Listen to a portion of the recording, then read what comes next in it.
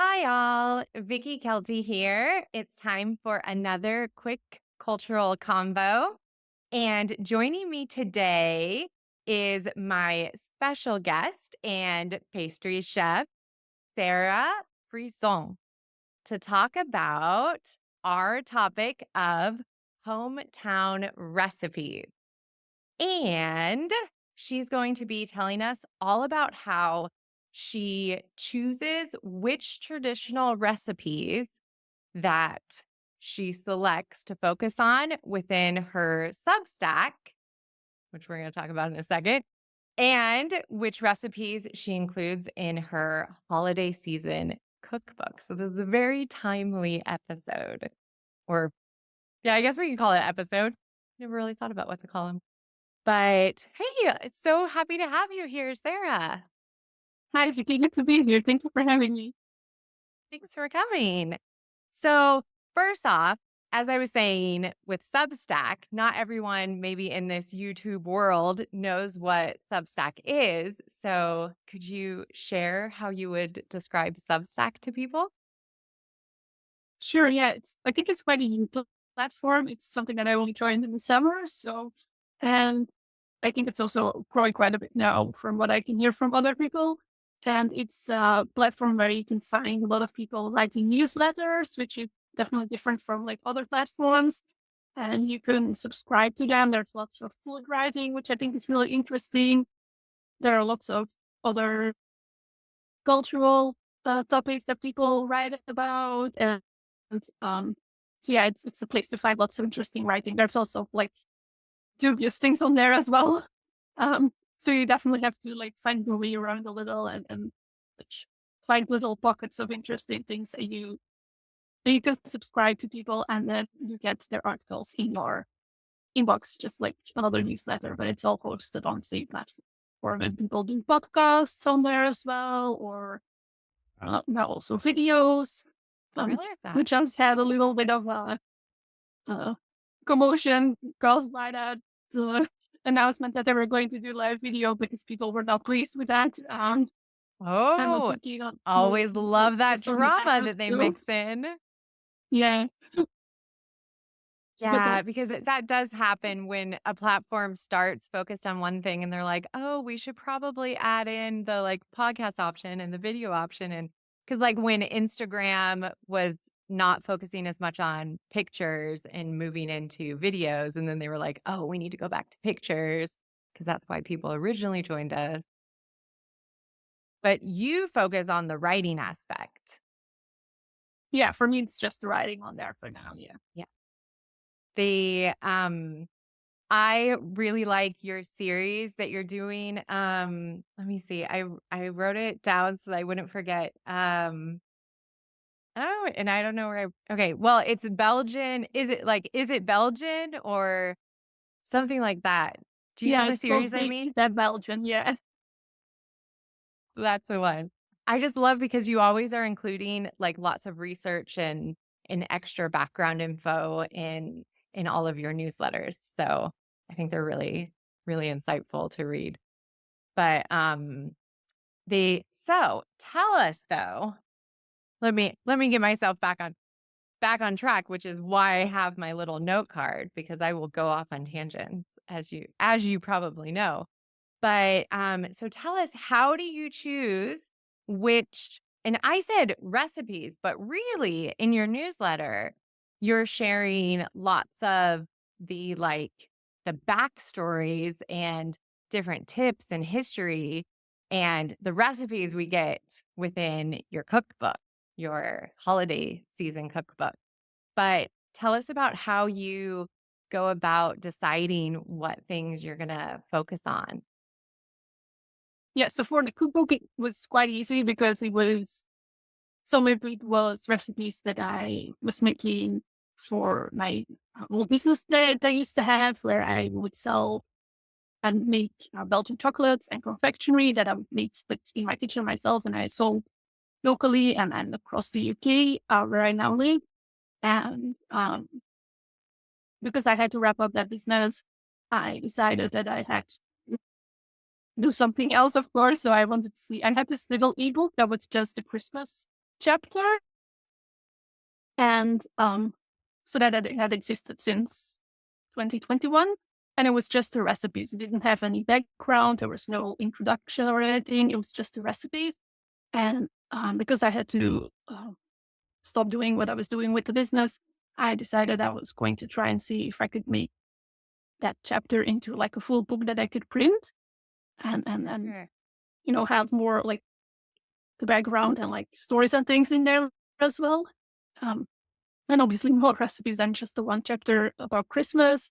So it was some things that I was making from from the old business that were included, and then I just looked at like what's traditional, what are things that people will really recognize and like connect with if they're from Belgium originally, and then just like what I thought was interesting and I could talk a lot about and just like fit together really well. And then just have that connection with everything and have like the photos all match up and just make it like one cohesive Do you thing. get And inspired by what what you baked growing up, or things that were like foods that you were around you growing up as well? yeah, I definitely use that as well. I looked at like what I grew up with, and then like I included those things, and then looked at more like general things. And I also like took one or two things from the Netherlands because I always had like that connection there as well. And I wanted to like include that a little bit to just have it like be a little different, I guess. And just Right. have like I talk about that in the book as well, how I made that choice. But Yeah, because you have like, is it a Dutch version, or what is the other language that you're cook? Because it's in two languages, isn't it? yeah, I've got a version in English and a version version in Dutch. Sometimes I guess it's a Dutch thing. I will like end up smishing my words together. So I never like read combination. Don't worry, I do that too. That's a The first very word and then the second word, it all just gets smushed together and becomes something else. right. So that is the version in English and the version in Dutch. I wrote the version in uh, Dutch first, and then I translated it into English. So But the but Dutch isn't okay, or I don't yeah, want I to know sound very like much. I'm stupid, but it's like, wait, but Dutch isn't the language that's spoken in Belgium, is it? It is, Tell me yeah, what. it is. Yeah, no, it is. It's Oh, okay. sometimes people will say it's. I have had people who assumed that I was from the Netherlands because I said it with the version in Dutch. And they like I have had occasions where people would like say like they would rally against me, like saying that something isn't right because they think I'm not from Belgium. And I'm like, I'm from the country. Like, I don't know where you're not forgetting about here. You're But like, like, I promise this is where I'm from. yeah. I know where I'm from. um, yeah, no, but it's like there's Okay. a sometimes people will say it's Flemish that's spoken in Belgium, but it's like Dutch is really like the official like description of the language that's spoken both in Belgium and the Okay. Netherlands. And there's also like a bit of a Okay. connotation with Flemish of being like I mean there's a whole history before it getting I wonder if maybe this will be a future Substack for yeah, you, I was Sarah, if you haven't written about it yet. no, but like long story short, there's like a little bit of a yeah, like an uncomfortable like far right connection with it when people say Flemish because of like Second World War and things. So I always prefer to say Dutch. Like I wouldn't say in Dutch it would be Vlaams. I wouldn't say that that's what I spoke. I would always say Nederlands, which is translated to Dutch. So that's why and it's Okay. also like the official language.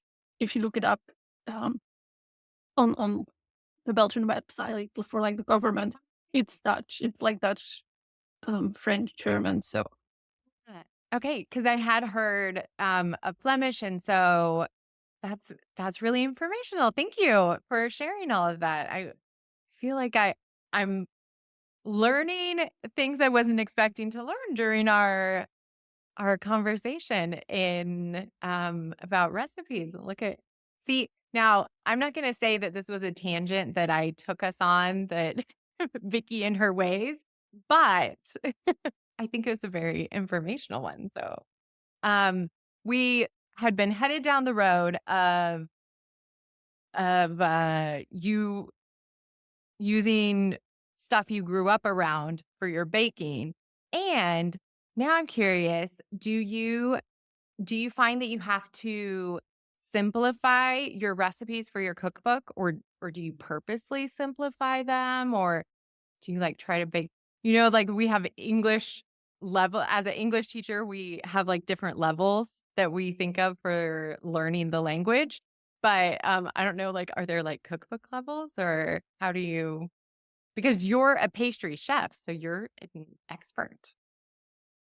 Yeah, so I definitely what I try and do is like include everything that I know to get these results because there's always like little tricks and things that aren't often included that I learn and that I really like. I feel like if you don't include those or they're like, there are just like little things in like more like generic recipes that don't really Yeah, get you that like end result that like you would get like in a bakery in Belgium.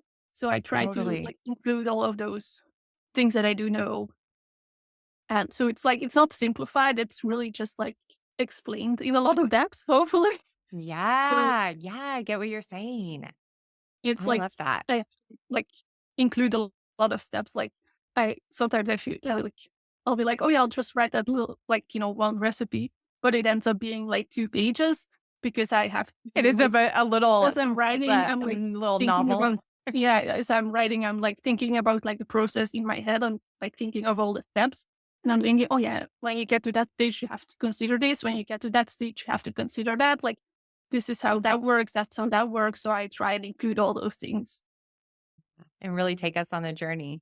It actually reminds me of a tip that you gave on Substack for a guest post that you did on frozen berries, and connecting it with the like something about freezing cakes. And I was like, oh, okay, I need to jot this tip down because my berries are always sticking together before I make my little smoothies. So um yeah, all of these extra steps that we maybe don't know as untrained pastry chefs. If we're just in our kitchen coming up with our dessert.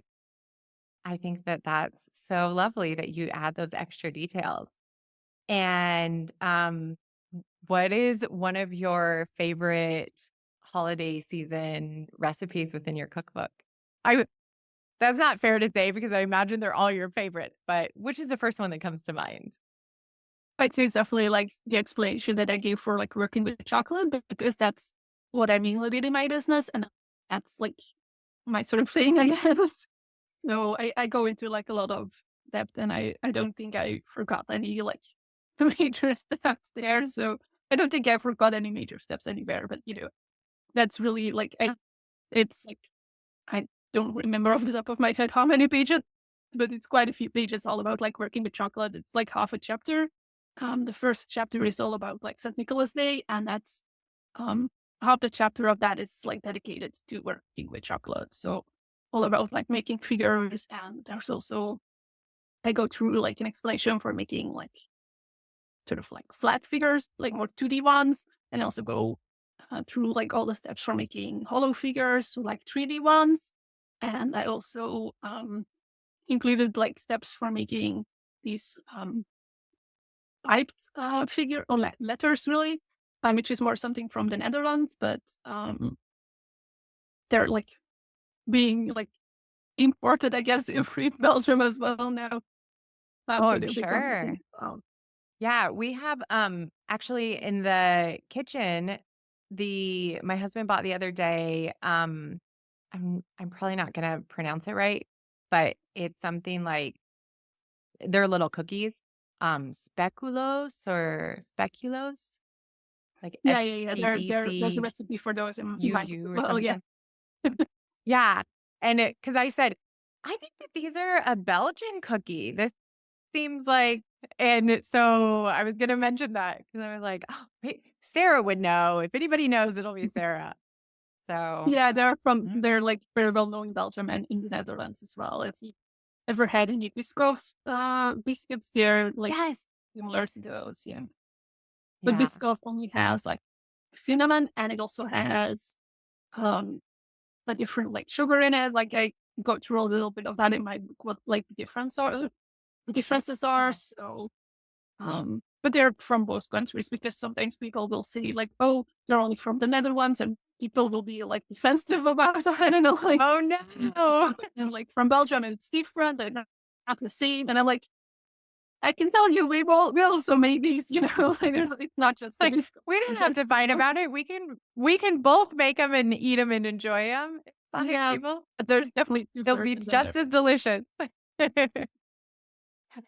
And I definitely recommend that people go out and make these because I think that they have to be just absolutely amazing when done with one of your recipes. It's not that these ones that we bought aren't fine, but to make them yourself, there's just something about homemade food as versus,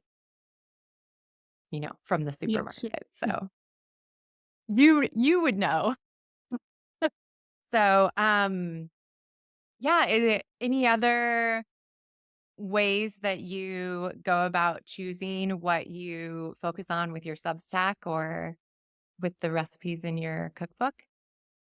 Yeah, so for the recipes, it would like what we talked about and for Substack, I often find it's more like something that I really want to share. And it's like a frustration that I've had like with the language or not that I've written about that before, but that's the sort of topic that I would want to write about because I feel like I want that information to be out there because sometimes like I'll read things online and I'm like, this is not like my experience whatsoever. Like I want to like Yeah. share that like point of view instead. So Yeah, get your personal side of things out there. yeah, and just sort of share more like another side of things and like the way that I feel is right, I guess, rather than like what I'm reading. And I feel like that's not how you would experience it if you went to Belgium or something like that. So Yeah, that insider perspective is always nice to go to for, as you said, like the real information. What's your favorite like if we went to Substack right now, what would you want us to read first? gosh, I don't really know if I can like point to anything or read like a whole variety of things. No, I don't know. It is quite a mix, I must say. Let's see. I really liked I mean, I've already said I say I really like for each one, but it's true. I did really like each one I read. The Belgian waffle one about like, is it a Belgian waffle? Oh yeah, Because it made me think about when I had been in Belgium. I was like, oh, I wonder if what I ate was the Belgian waffle. But I don't think I ate one in Brussels. So yeah. Oh, I don't want to reveal too much yeah. about this. I'll have to go and read We it. can say there are several because that's what like the introduction says. So that's not really spoiling anything. They're definitely fun reads, and I like that you mix the different language, like little bits of Dutch in there as well, like with little sayings and stuff, or just a word here or there. As a language learner, I find that really fun. Thank you so much, Sarah, for sharing all of these different little bits of wisdom. And before we go, though, can you let us know where people can find your Substack so that they can read about all the stuff we've been talking about, and also where they can find your holiday season cookbook? Yeah, so you can find me under my own name on Substack. So that's really easy. I still haven't found like an actual like official name for it. So I'm just going like my own name. I um I think am that's a thinking smart way to about it, go. but I haven't really It says Vickie found anything Kelsey. yet. Exactly. Yeah. Um, so that's where you can find me on Substack. And the book is called The Festive Belgian Bakery, and you can find it on Amazon. And if you're in the US, it's also on Barnes and Noble. And the Dutch version is also on a bookshop. I don't know why the English version isn't there, but there you go. Yeah, that's a Maybe head by the scratcher, time that this one. episode comes out, the English version will be there as well. We don't know, but maybe You'll on have to let Amazon us and know in the everything. comments if it's there when you see Yeah, it. exactly. So that's all for today's quick cultural combo chat with Sarah.